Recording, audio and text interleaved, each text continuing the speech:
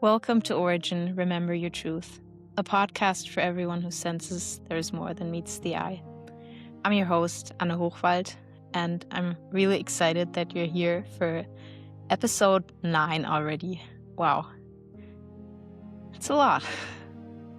Together, we explore what lies beneath conditioning, roles, and learned identities through perception, energy, intuition, and lived experience.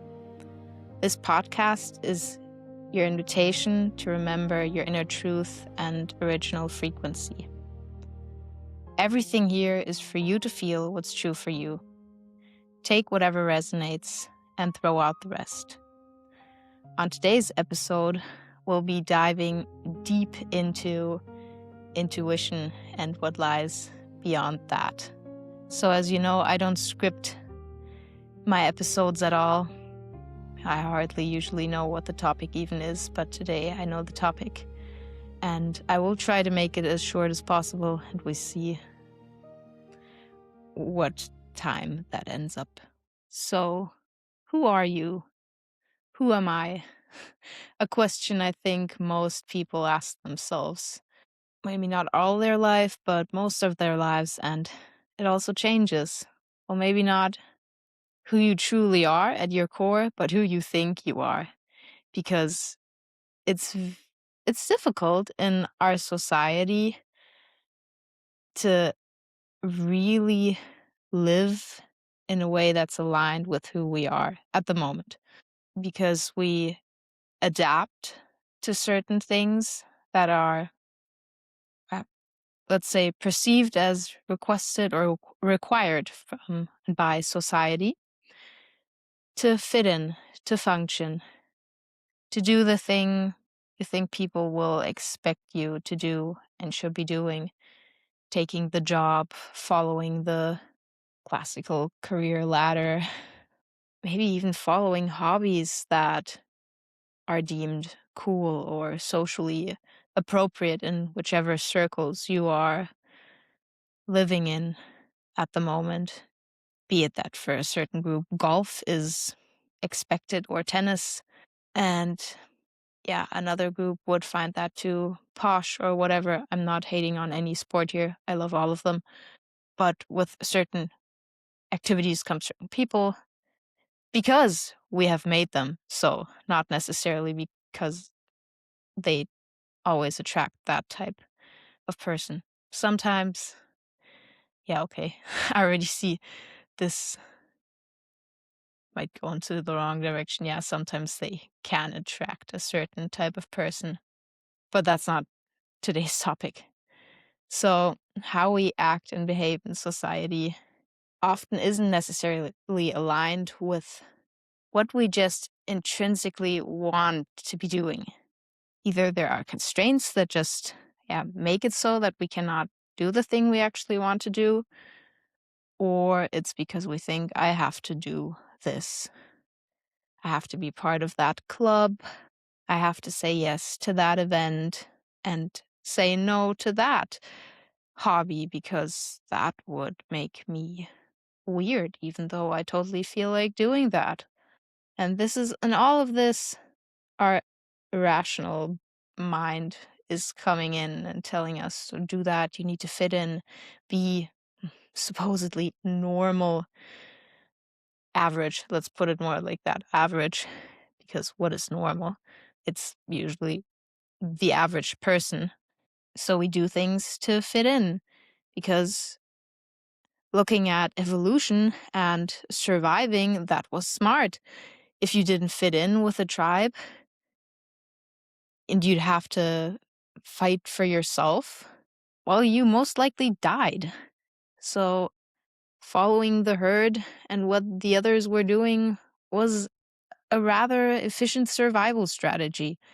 But in a lot of countries now, parts of the world, oh, okay, not most parts, but a large, vast majority of the world, we're no longer in the we need to survive mode.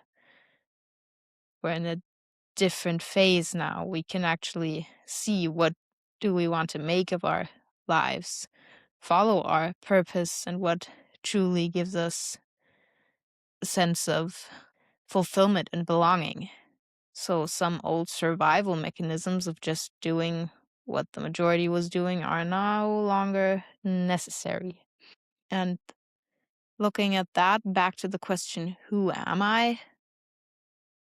Beneath the identities I've been starting to, or I'm wearing, maybe you're the lawyer, the doctor.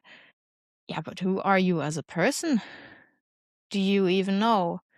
It Of course we all want a sense of belonging, and it can be nice to say I'm whatever your profession is, fill in that blank, to know, okay, I'm part of that group. That's me, because it gives us a sense of safety. I'm saying sense of safety, not necessarily safety, but we feel like, okay, we know where to put ourselves, even if that's not even the container we should be in or the box, but it's something.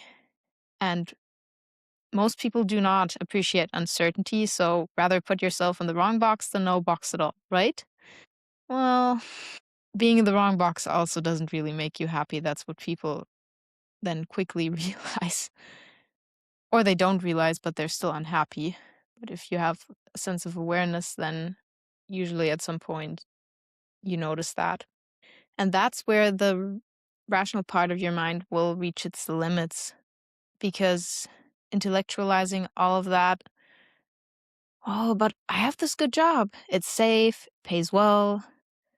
Socially, I am well accepted. I have my golf buddies, whatever. I have the house, the kids, the wife, partner. Everything is ticked off on the list. And yet I still feel like shit. And this is maybe the first moment where intuition could suddenly be kicking in and telling you, something's off. This can't be it. Because rationally, objectively speaking, everything's fine, right? Then why do you not feel fine? That's where you're allowed to follow this subtle shift, this intuitive thought, feeling, not thought. And this is exactly what I want to get into, following your inner voice, or however it presents itself to you. Because no matter how crazy it sounds, it's the right path somehow, in my belief. As always, with all of the things I'm saying now and will say during this episode, if this is not for you, tune out. It doesn't have to be for you. But for everyone who's willing to follow, stay with me. When I was starting my second job in air traffic control about 2.5 years ago, and my gut feeling had just been telling me for months, you're on the wrong path, you're on the wrong path, you're on the wrong path. And it didn't make sense. Rationally, it didn't make sense at all. It was a safe path. There would have been many opportunities, security until the end of my job life, and yeah, it simply didn't make sense. But my intuition told me this is wrong, wrong, wrong, and kept making me sick, something that doesn't happen to me because I don't get sick unless something like that is up. And so I knew something was up, but I kept pushing it down for a couple of months until I listened. And then, really, when it didn't make sense at all, I quit. I'm not telling anyone here to quit. Please stay in your jobs.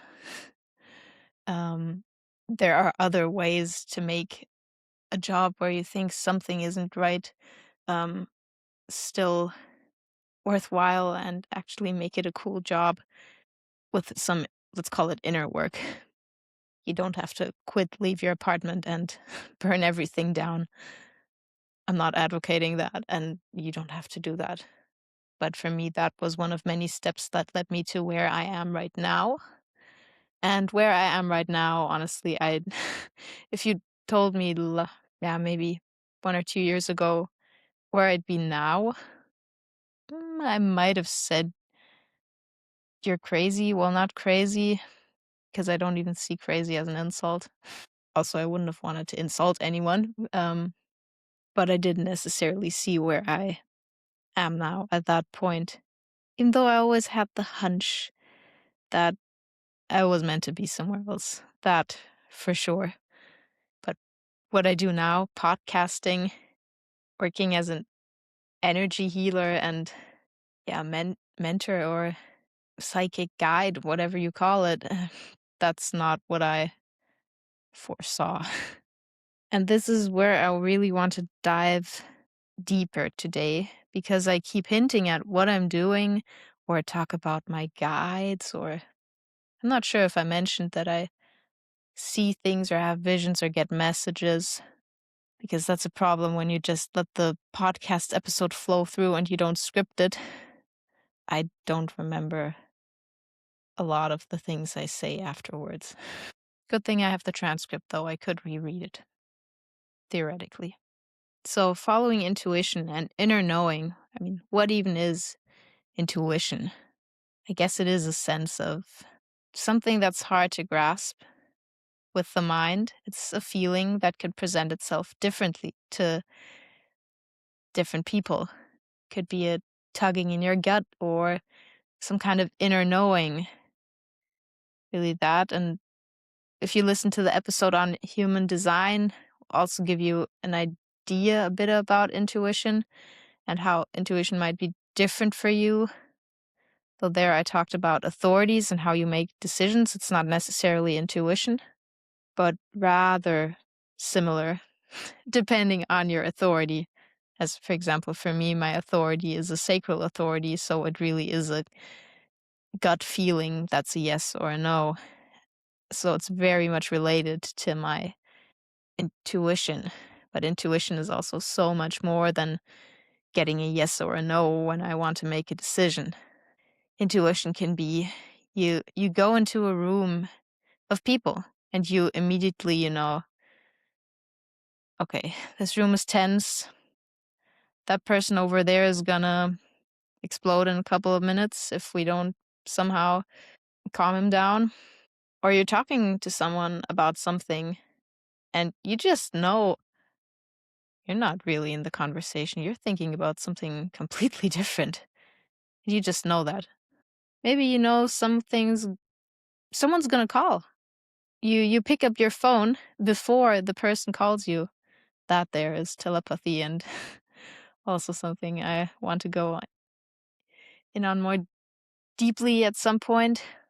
But yeah, when you have the feeling I need to call that person. All of that belongs to intuition because something is up, then you call them and maybe something happened or they wanted to call you, or is it coincidence? Is it really? I'm just saying, like, if you believe it is coincidence, you are free to think so. I personally no longer believe in coincidence. That also doesn't mean that I follow everything blindly the way it happens. I still have free will and can make something out of this life. So, yeah, around the topic of intuition, I mean, there are many things. Maybe you've heard of mediumship or psychics, not the same thing. I also didn't know that, but mediumship would be more, well, depending on which country also you're in, because the terms are not used in the same definition in the same country. Mediumship could be communicating with the dead sometimes, and psychic abilities would be something like clairvoyance, for example. And maybe you've heard of that already, but the clair senses, could call it, yeah, an extension of intuition, part of intuition. I haven't gone into the definitions of this, and because I'm more of a let's work with it person. I used to be, okay, let's dissect everything in theory, and I never got to the point where I actually worked with it. I have changed that. Sometimes it's a struggle, more than sometimes, but it serves me well to just work with the things instead of only learning more theory and not working with it. So, to psychic abilities and the clear senses, there are quite a few, and they are so different for everyone because some people might have access to all of them, others to none. And maybe you see similarities to yourself here as well. I mean, think of kids, they have such a vivid imagination, and for them, they have much easier access to their, let's call them extended senses. In my opinion, they're not really extended because, or extraordinary senses because they're normal, or everyone has access to them. It's the way society functions that we have stopped using them and never developed them properly because, well, think of the Middle Ages and the witches that were burned when you did some weird witchcraft or you knew things about people you weren't supposed to know, even though, yeah, you couldn't. And back then you could definitely not Google them or check their Instagram.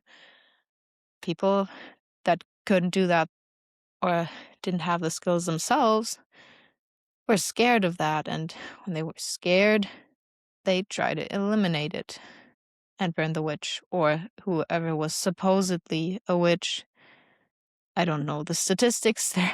I guess there also are no statistics, but probably a lot of supposed witches were burned that were not even witches. And what is a witch? Looking at, I think it's from Old English, where the word comes from, and then it's practicing witchcraft, but that would be, yeah, it would be a wise woman or working with herbs and, well, also maybe with the spirit world and just a deeper knowing. Following this, of course, it is not necessarily socially accepted to do these weird woo things, to know things. So as a kid, if you had the imaginary friend that wasn't even necessarily a person, but maybe it looked like an alien or an animal or whatever it was, and you talked to them, told your parents about them, they'd say, that's nonsense. You grow up. Don't don't make that up. Or if you saw things that were more scary, which might also freak out your parents. Or as a kid, you just knew things about adults that you should not have known. Maybe you knew that guy's cheating on his wife, and you tell them, yeah, that's not something parents appreciate. So it is usually quickly eradicated within the child, so it can never fully develop its senses. And that's how we end up the way we are now, most of us.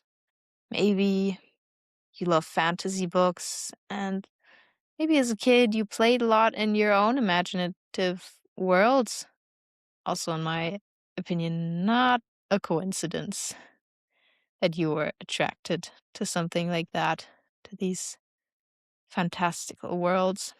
So, circling back to the clairs, there are so many, just as we have our regular senses. There could be clairvoyance, so where you see things in front of your inner eye. For some, it's also not just in front of their inner eye, but they actually see a person's aura in real life. For me, usually it's in front of my inner eye, though I admit I have been practicing with seeing a person's aura, but that's still in the making. Yeah, I have visions, and they can have all kinds of forms. I'll have them, and I don't do classical meditation, but I'll call it meditation practice, where I also do somatic exercises, and it doesn't necessarily have to be during meditation. Could also be at any point, and I have visions, and what does that look like? So I'll see something, with my inner eye, it might be related to something I am gonna do. It might also be something related to a different life, because in my belief, I have lived many lives. And I say a different life, not necessarily a past life, because if you look at time and time, space not really being linear, then a past life could have also be at the same time as life right now. So I say a different life. And yes, I remember things from other lives. So in visions, I have been presented a lot of memories from those lives, not necessarily the looking at butterflies on a pretty meadow memories, but the ones that taught you lessons. And they, for me, are quite vivid. But I've also, and that happens on a, well, regular, irregular basis. I picking up on the energies around me sense what's happening on a more cosmic level. So what does that look like? I'll just give an example because that might make it more clear. I think last week I had this vision of, well, the planets were, or a couple of planets were lined up, and one of them was Earth. And somehow Earth was moving or oscillating, I think. That's a good word for it. On, yeah, its position, like swinging back and forth and somehow recalibrating. And I didn't know I was supposed to see that. One of my guides, I'll get into that later, uh, sent me that image, also sent me a date with it, the 8th of March. So at that point, some of the Earth or its magnetic field will be, yeah, recalibrating in a sense. That's what I got out of that. But I've also seen other things, and sometimes dark waves coming, not even a bad wave, but the funny thing is then when I compare it afterwards with actual astrological or astronomical data, it's often then like a sunstorm is coming. Or also looking at astrology, there are a lot of placements of planets and certain zodiacs that energetically have a large influence on how the Earth's energy, our energy, moves and behaves.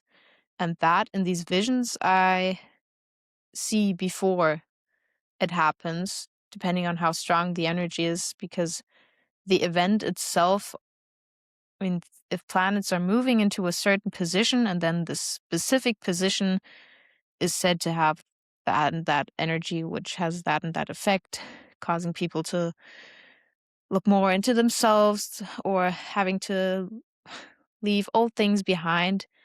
But the planets are already moving into these positions before, so those energies are already working before and after, because it's not you snap your fingers and then they're in that position. They're already moving, so the energy can be felt before. And I feel that before, and sometimes I see that in a vision as well, just to underline the general feeling that I get anyways of my body that just notices these things, because I have a lot of antennas that are all set to receive, something I've been working on to dial that down, or at least to consciously not have every antenna on receive at the same time. But this might sound cryptic. Let's put it into normal words. I will feel it in my body. I will not sleep properly, be restless, whatever it is at that moment, or just feel really good. Depends on the energy. But I'll feel it before. And yeah, sometimes, most of the times, I also get some visions to accompany that. And talking to my guides, that's something that, yeah, somehow came up. I didn't look for it, but I have specific guides that I can talk to, that I can ask questions, and they will answer. And there my intuition comes in as well, because it's not like talking to a person most of the times, but sometimes I get words. That, for example, is then clairaudience.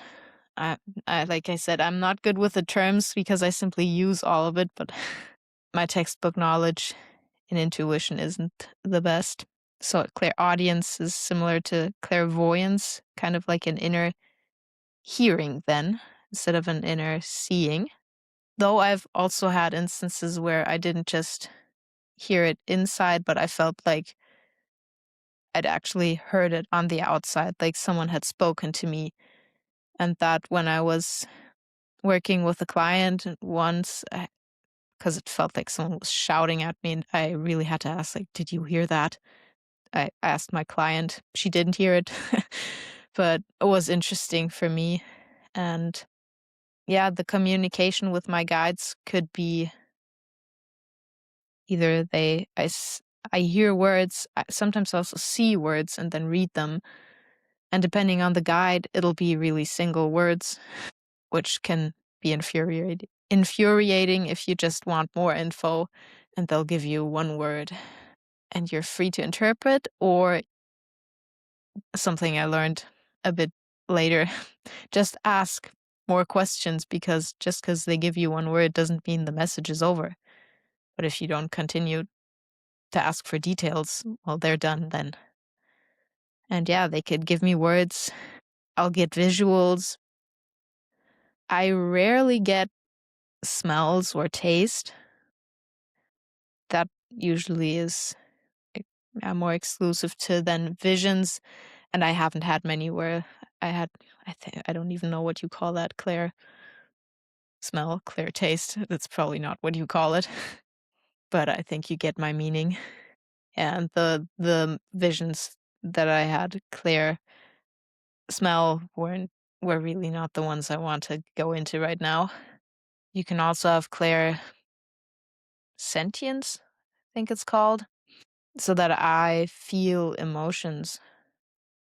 For example, when I'm working with a client, I will feel their emotions in my body as though they are my own, even though they are not. And that is something for many people who are highly sensitive or empaths that can make life challenging when you don't know what's up. Because you'll be in a room full of people. Everyone has their, I don't want to say shit going on, but their lives going on inside of them. And you don't know that you're even that attuned to people and that you can feel what they're feeling. So you're not blocking off anything, and you're basically acting like a sponge. So you go into that room and you pick up all of their energies like they're yours, but you keep them. And yeah, that'll drain you. That'll make you feel maybe sick in a crowd of people. That's what I felt like when I was in a crowd of people, or even just a couple of people. Shopping center, oh, that was always stressful, very stressful. And I didn't know why. Even if I went swimming before 3 hours, whatever, I could not swim enough to not feel drained again after 5 minutes of then just a ton of people. And I just have nausea because there were so many feelings I was picking up that I couldn't sort them anymore. It was just overwhelm. And afterwards, I'd be drained and have to go to the pool again, go into nature, be far away from people. And maybe you see yourself or can relate to this as well. It's not, well, now I've already, I don't want to say butchered the word normal, but it doesn't have to be like this.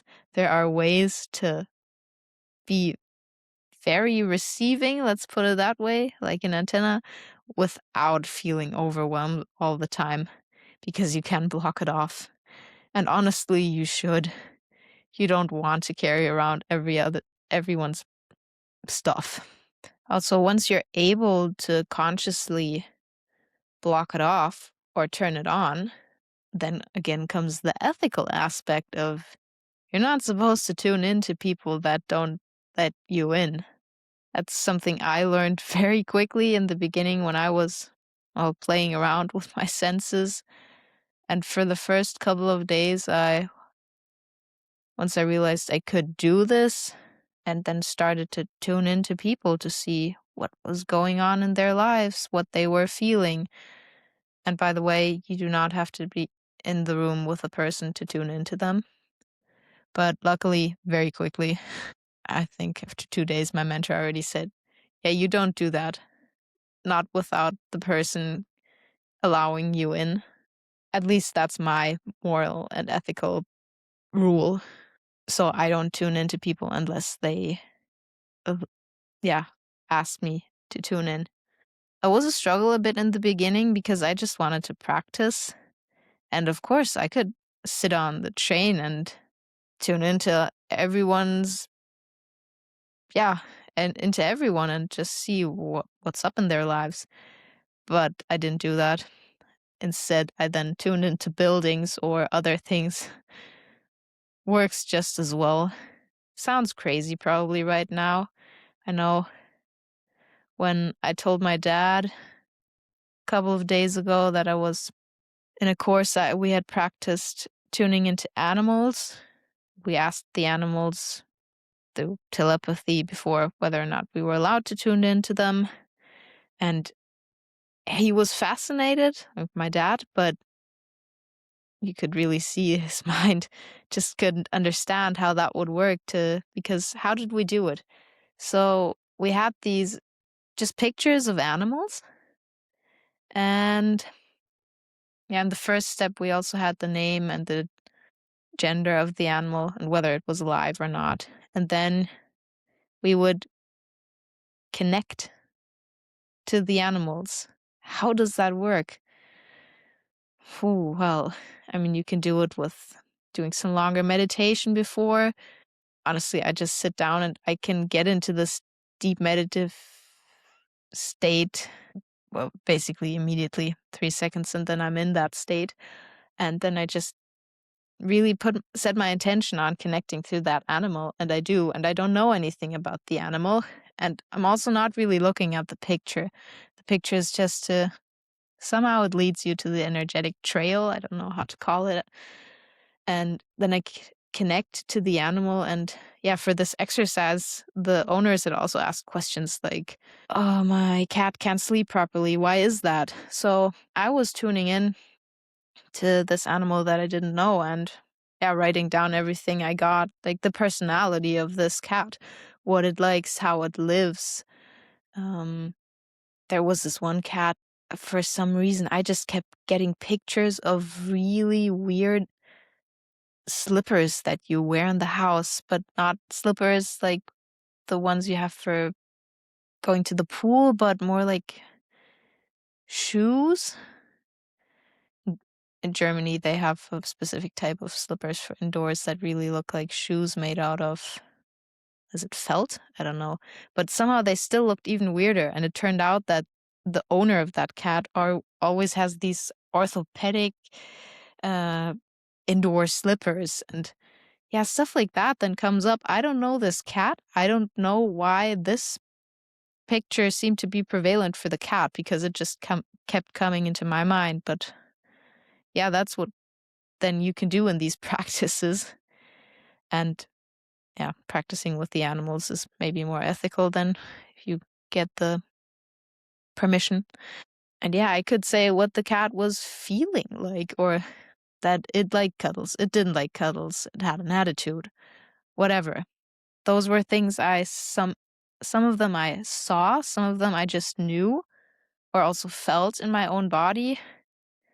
Like for instance, this cat that couldn't sleep and had been having sleep issues for several nights, that cat was totally traumatized, and I sensed that its human had died.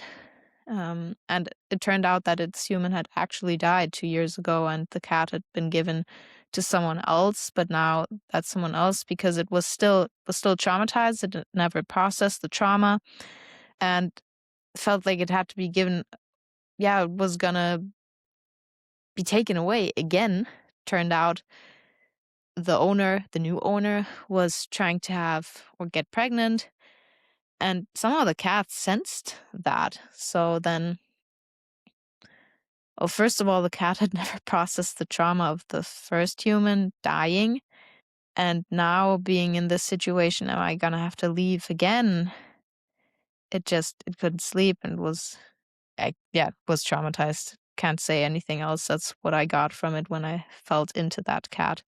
And then, yeah, I told the person, and they basically sat down with the cat and not just in words, but made sure that the cat could process what had happened, but that it was okay now and that it was safe now and that it was not going to be going anywhere else, that it could stay with its new human, that things were safe. And after that, the night, the cat slept well, was cuddling with its new owners the whole time, and it was just so nice for me to see that it also works with animals that do not follow that rational part. Because when I talk to a human and I see things there, I still know that the rational mind is processing it as well and can maybe understand some things. But with a cat, it's really instinctual. Yeah, so those are things you can do with intuition as well. I don't usually work on animals, but it was really, to me, an impressive experience. Because usually I will tune into people when I work with them, with clients, either when we're doing, yeah, a reading, when someone comes because they have something that is not clear in their life that they want clarity on, a decision maybe, or something they want to work on. And yeah, I won't go through it the way maybe a regular coach or a psychologist would go through it, but I will feel into the person and see the pictures that their soul is trying to put out. And that might not necessarily be something that they think is even on their list of to dos.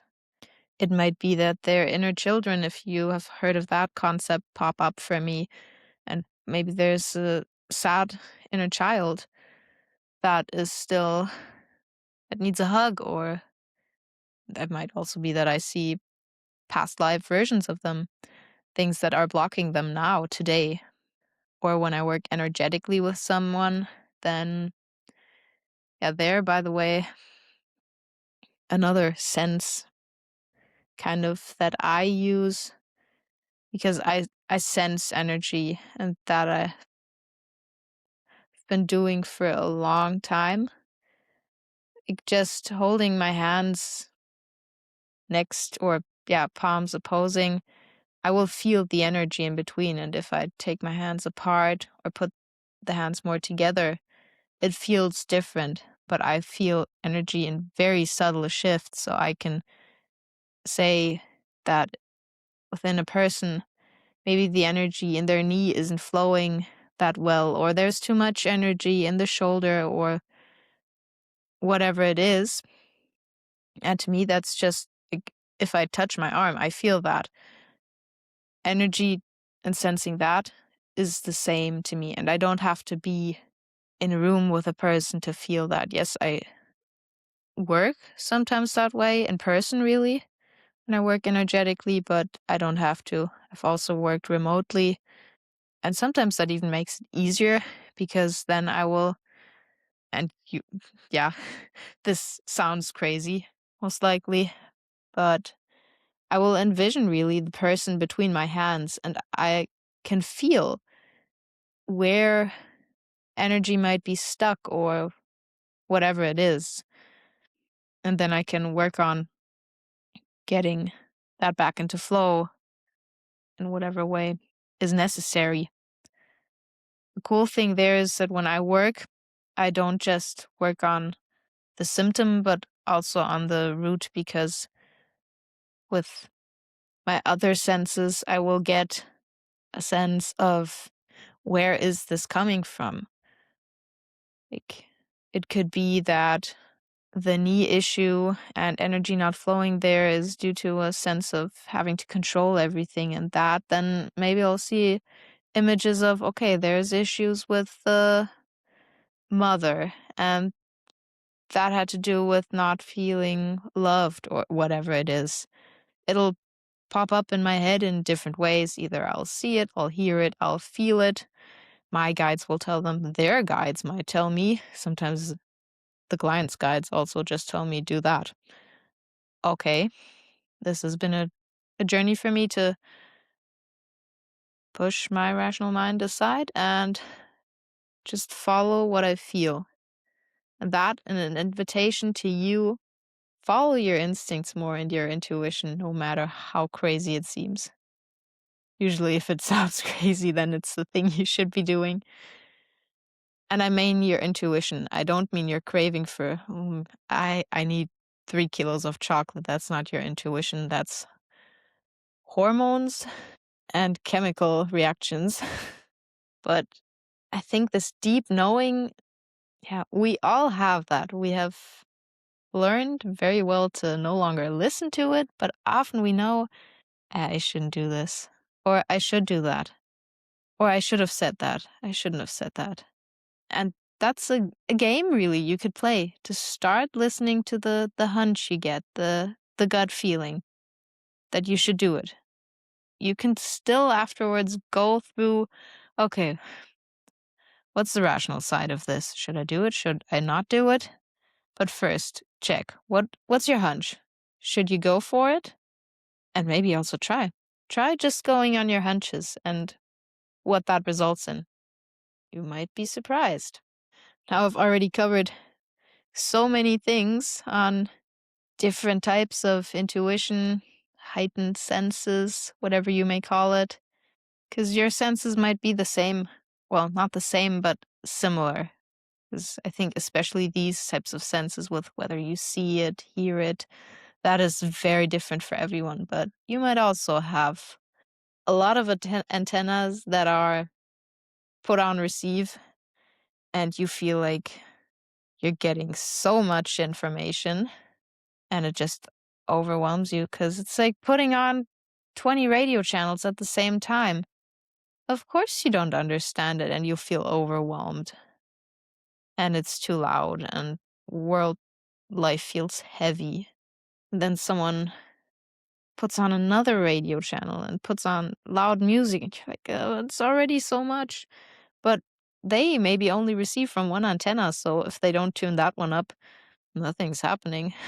So we're all different, and we can respect what each other, but yeah, in this aspect, it's important and helpful to know that you're maybe receiving on a lot more channels than you think, and to learn to dial it down a bit, or at least block off other people so you don't have to take on all of their things, because that's definitely not what you want. I mean, even if you pick something up from someone, also when I tune in to a client, I will feel their feelings. If they have physical injuries, I will feel their physical injuries in my body. If they have a tear somewhere, I will feel that as though I had the injury, but I'm not keeping it. It's like touching a radiator. I touch it, and I take my hand away.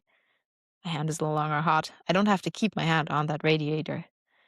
And as with energy, you don't have to necessarily touch it to still be connected. It's important to consciously disconnect from things or people if you even connected in the first place. That's something I learned at some point, that when because sometimes I really thought, am I moody or what is this? Why do I suddenly feel sad and then I feel angry? But it wasn't always hormones. Often I was just picking up something from someone else. And for that, now my guides are very helpful, because I still, even though I try to block off everything, will suddenly feel totally sad. And I'm like, oh God, is this mine? And then at least the answer oftentimes will be, no, it's not yours. Then is it a collective thing? Oh, okay. Um, am I supposed to do something with this? And then sometimes maybe I'm supposed to just let it flow through, or no, it's just a collective energy that's coming up right now. And yeah, it's just that, but I know, okay, it's not mine, nothing I have to work through. And for that, with these collective energies and yeah, the biofield. I mean, the Earth has a magnetic field. We all have a biofield, and there's actually a lot of research already on it, scientific research with proof.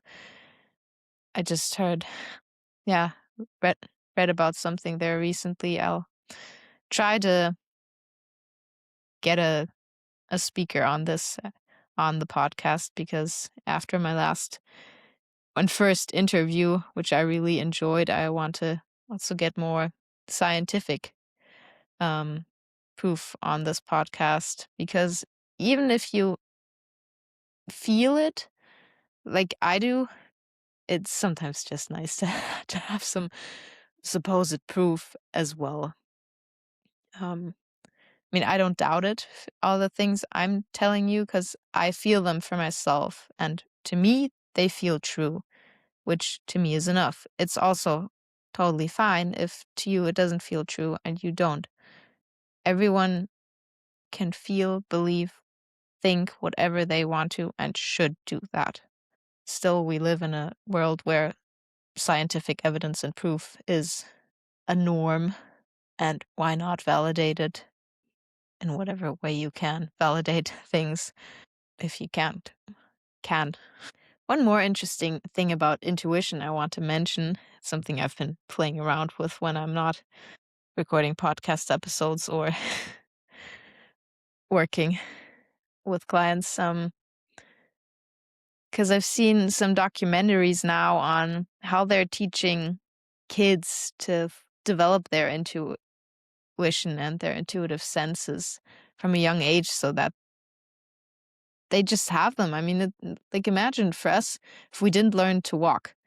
Like, we can walk and we can still learn it as adults, but if we didn't learn that as kids, then we'd just not be using that part of our abilities. Maybe walking isn't the best example, but speaking, seeing, and seeing here is an interesting thing, because these kids, they blindfold them and then they'll let them see with their inner eye. So they will, there will literally be a class of kids all blindfolded, and the teacher will be drawing some simple drawing on the blackboard, and they will draw the same thing on a piece of paper, because intuitively they can sense what the teacher is drawing. I guess it's different also for how the kids know this, because some might look into what is the teacher thinking. Others might pick up really the image that's coming from the board. Yeah, like I said, the process will be different for everyone, but these kids then actually draw what the teacher is drawing. Or you can, it's also a fun game. They'll give them flashcards with different colors on them, and the kids will just know which color that card is. That's something I've been playing with now. It's fun. I do not have the 100% success rate yet, but usually it's around, yeah, 70 to, say, 85%. And I've also only done it a couple of times. You can do the same with images, which is also something I've been playing with, because I saw that online. It's called Zener cards. So those are, you have 25 cards with 5 different symbols, very simple symbols, and same game again. Blindfolded, you look, intuitively look at the card and then say it's a star or a square or a circle. Yeah, I didn't buy the cards. I drew them myself. That's also where I can see that my drawings weren't that good, because my error rate is always I always fail on 2 or 3 cards where really my drawing was shitty, because that circle looks more like an egg, and yeah, one of my squares looks like a circle. It's always the same thing. But it works for me, and apparently for these kids as well. It's something you can just try out, play with, and don't be frustrated if it doesn't work in the beginning. And I was already working with clients, and then I did that. And in the beginning, I thought, oh, come on, statistically speaking, I should at least get 20% right. I didn't even manage statistically speaking. So if it doesn't work for you, you're not even working with your senses, and then you start this, it's fine. Don't beat yourself up. I try to not beat myself up, but I was a bit frustrated in the beginning until it kept getting better. I do admit I also, in the beginning, I tried it with regular playing cards because I saw the kids doing that as well, and then saying 8 of clubs or 10 of hearts. That is too sophisticated for me at the moment. I cannot see that. I tried that, but that didn't work for me. I could kind of cheat because for me here, like I already said, energy for me is very clear, and frequency is also something that is very clear for me. So I always hear frequencies constantly. I'll have to go deep into the forest with no technological equipment. I'll still hear frequencies there. And with the cards, I cheated because I listened to when I couldn't see what was on the card, I just listened to the frequency of the card. But that for me only works when I know the card deck, because I can then sort them. Like this card has a higher frequency, that one has a lower frequency.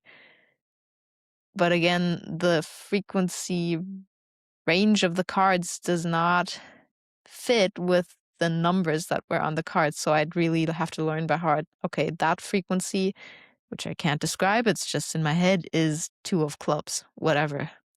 With colored cards, it was easier because I didn't have that many colors. So yeah, I do admit I cheated at some point when I couldn't see the color in front of my inner eye, and it's like, yeah, fuck this, I'm just gonna listen to the card, and it worked. And this probably sounds crazy, but somehow it worked. And I mean, you don't need scientific proof for everything, right? Or does it have to be proven?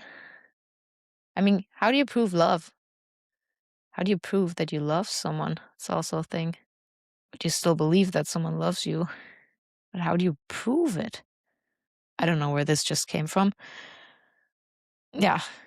So I think I've told you enough now about intuition and the different senses and what you can do with them. And there are so many more things that you could do with them. But I think it's been enough for today to get you thinking. And maybe something of it resonates. Maybe it doesn't. Maybe you know a person that would really like to hear this episode, so I'd appreciate if you could send it to them. Again, as always, if you have any questions or want to know more about certain topics, please let me know. Send me a message on Instagram. As always, contact data is in the show notes. My website is now online as well, finally.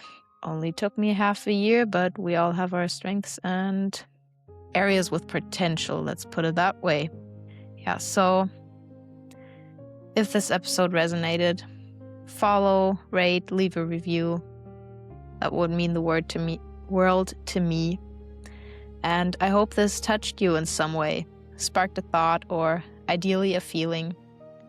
So may you move through your day with curiosity, awareness, and a little more of your own truth shining through. See you in the next episode.